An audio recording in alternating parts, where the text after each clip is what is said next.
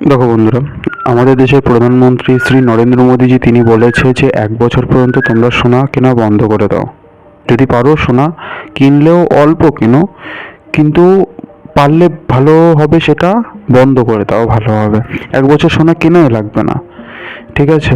এই কথাটা আমাদের দেশের প্রধানমন্ত্রী যিনি বলেছে। আচ্ছা, এই কথাটা বলার পেছনে কারণটা কি সেটা আমরা ভাবি, সেটা আমরা শুনি। দেখো, আমরা ধরো পুরো ভারতবর্ষের মানুষ 1 বছর সোনা কিনলাম না, 1 বছর ধরে সোনা কিনলাম না, তাহলে সোনার তো এখন প্রচণ্ড পরিমাণে দাম, তাই তো? কারণ সোনার ডিমান্ড আছে বাজারে, সেই জন্য সোনার এখন দাম বেড়ে গেছে, হ্যাঁ কি না? আর ওয়ার্ল্ডের বিভিন্ন যুদ্ধ চলছে, সেই জন্য সোনার দাম আরও বেড়ে গেছে। এবার দেখো, যদি 1 বছর পর্যন্ত আমরা সোনা না কিনি, ঠিক আছে, তাহলে কি সোনার যে ডিমান্ড, সেই ডিমান্ডটা থাকবে? থাকবে না, সেই ডিমান্ড কমে যাবে। অতএব সোনার যে এতটা দাম বেড়েছে না, সেই দামটা একেবারে কমে অল্পতে চলে আসবে। বুঝতে পারলে তো? মানে দাম কমে যাবে অনেকটা, তাহলে কি আমাদেরই পরবর্তীতে সোনা কিনতে সুবিধা হবে।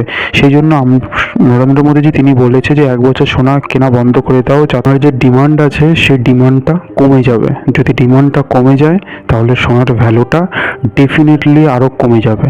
যদি কমে যায় তাহলে কি পরবর্তীতে আমাদেরই অল্প টাকা আমরা সোনা কিনতে পারবো, ঠিক আছে?